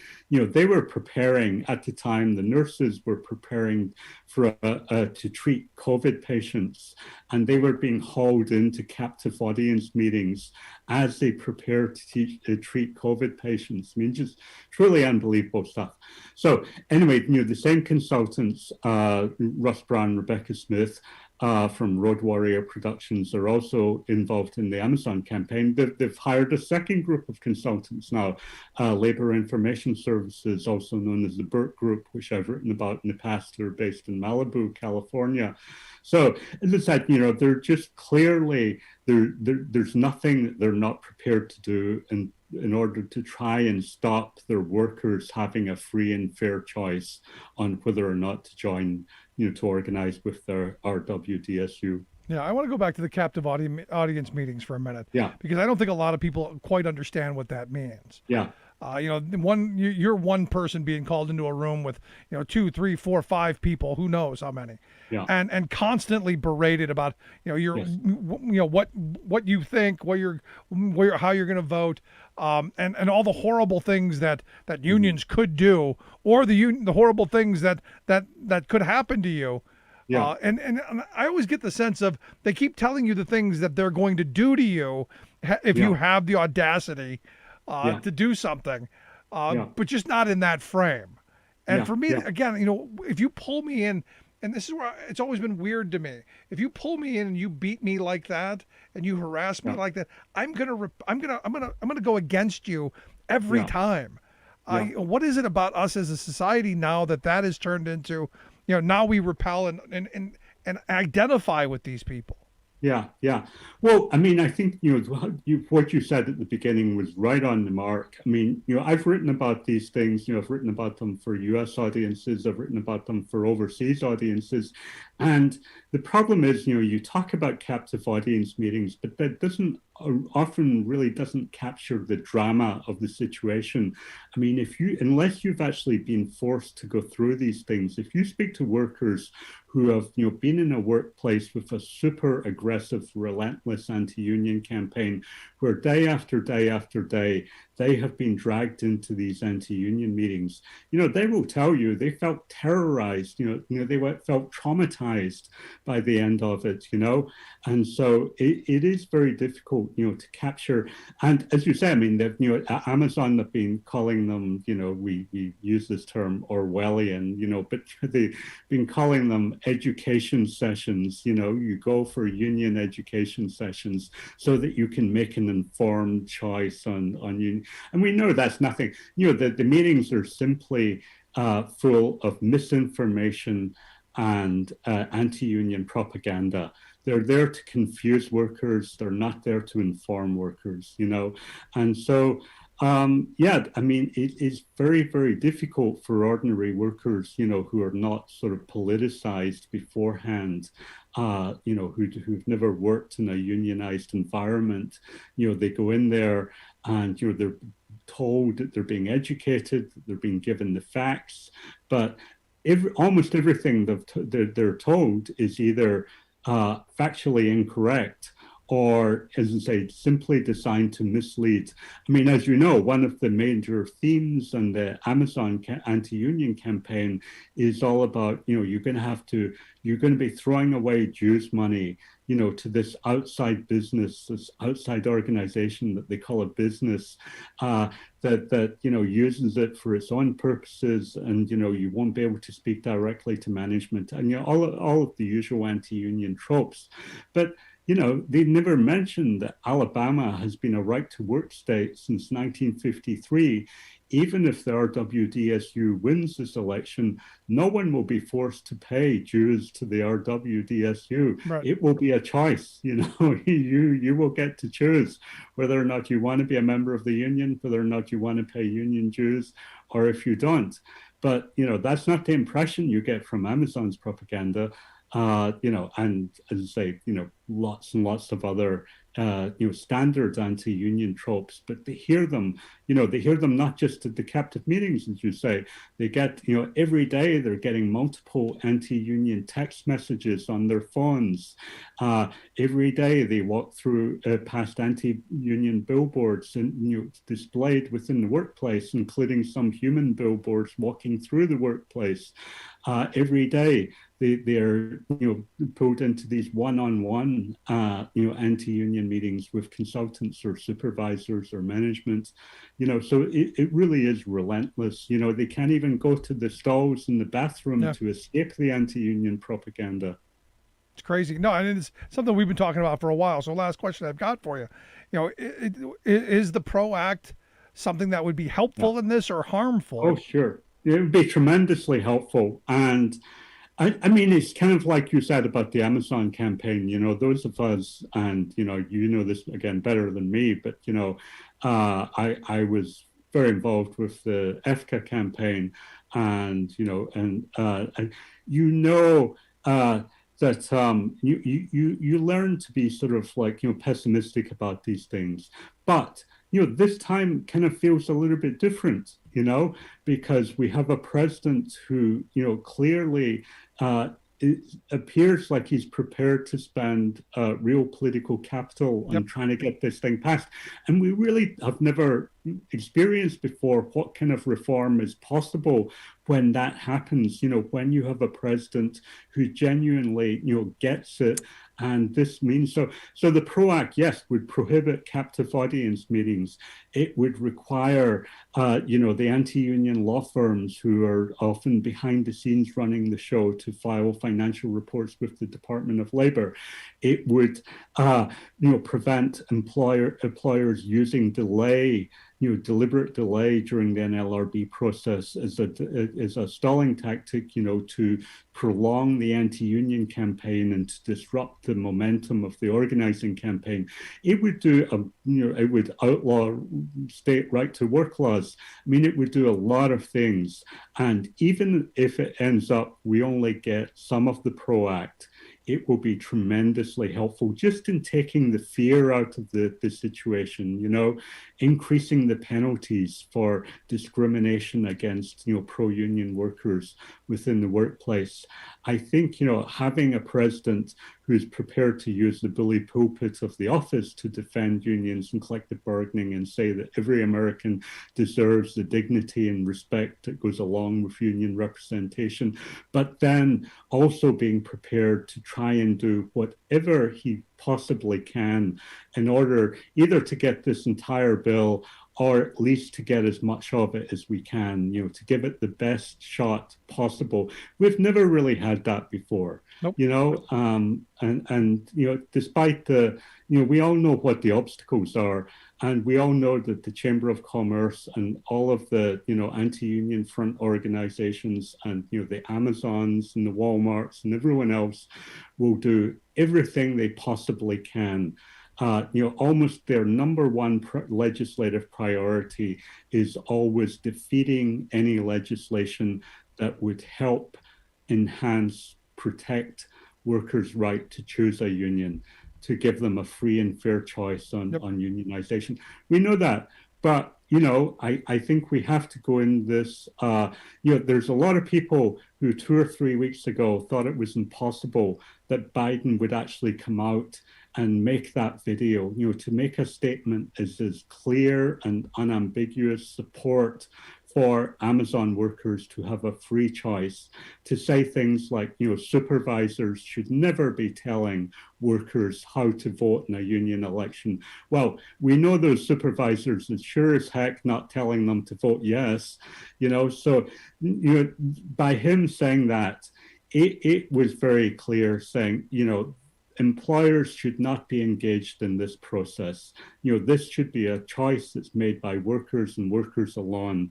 And, the PRO Act would go a long way to achieving that. But, I really think that, we have reason to be optimistic that, this president really will do everything he can to deliver when it comes to giving workers a free choice. Now, I hope you're right. I hope at the end of the month we see a victory at Amazon. And hopefully a wave of organizing across the country. That's how we rebuild the most prosperous working class in the history of civilization and give workers respect and dignity and empower them to make better choices. But John, I appreciate the time and the thoughts. As always, good stuff, my friend.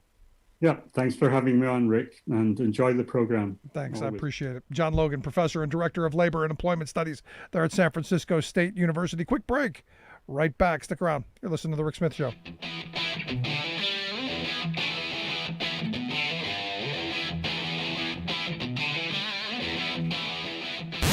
Saving work in America, one show at a time. The Rick Smith Show.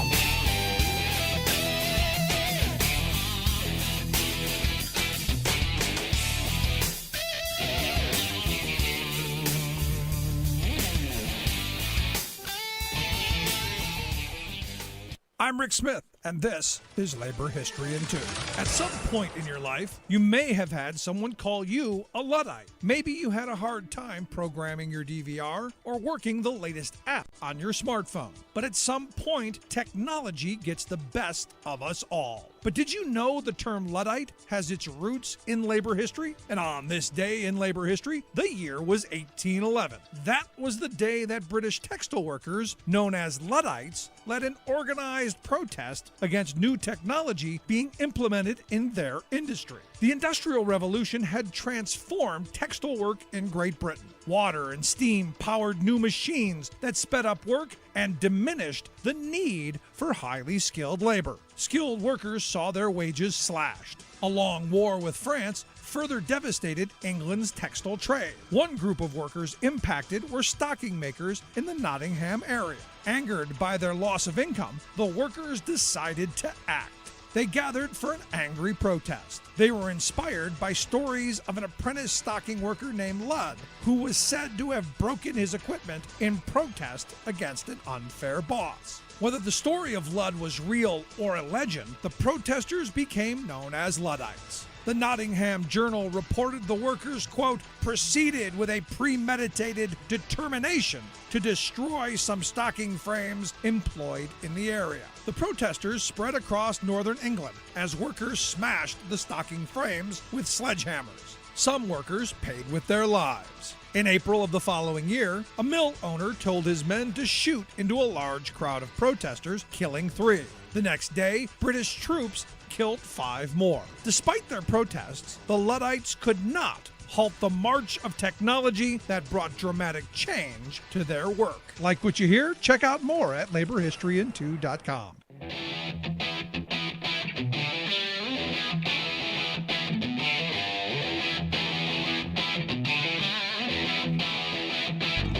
Welcome back to the Rick Smith Show. Now, here is Rick Smith.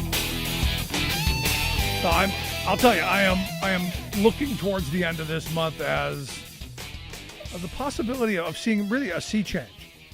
If something can get through on HR 1, if something can get through on an infrastructure / transportation bill, something can get through on the PRO Act, some of this policy can get moving, there's real hope for the future. Understand, Republicans, they like the way things are. They like 40, 50 years of stagnant wages. They like the fact that corporations have all this power. Because look, that's who put them into the places they are. I've been saying for a while we need to have a fundamental shift in how our economy works. And ask the question, what good is an economy if you don't have people who are benefiting from it? If you have too many poverty wage jobs, if you're working hard and not getting ahead. I love the idea of a meritocracy. I do. I love the idea of working hard, putting in the extra hours and getting ahead. But for far too many, that's not happening. So for me, the idea that in a place like Amazon, the wealthiest company on the planet, that they could be more reasonable, that they could pay better wages, that those could actually be the kind of family-sustaining wage jobs that they should be. Because understand, Amazon is changing the entire environment of our country. And it's all for the low wage. It's all for tearing down what is here now. And, as I have a friend who's a UPS driver. And, he makes good living. UPS drivers make a really good living. They work their butts off, but they make a good living. He's worried that, once Amazon comes on, they're going to put all those people on as independent contractors. They're going to all work by the piece. And, companies that do pay and play by the rules and pay good wages with decent benefits are going to go broke, because you can't compete with desperation and poverty. You can't compete with a system that's rigged and made to exploit loopholes like Amazon. Honestly, Amazon's big original crime was they got away with not paying any state taxes. So you were able to buy stuff online and you saved the sales tax. And the states didn't collect that revenue. That's how they got their first push. Now, was it illegal? No. They There were people who lobbied like hell to keep it that way. But that's how they began, and they're going to continue to do this. So for me, the idea that you get a voice in the workplace, you share some of the wealth that your labor creates, it's a good thing. If you missed any of today's program, thericksmithshow.com, that's where you go to get the podcast. The Rick Smith Show app on the smartphone. Take the program on the go wherever you go. And as always, you can email me, rick@thericksmithshow.com. Thanks so much for tuning in. We'll see you back here next time.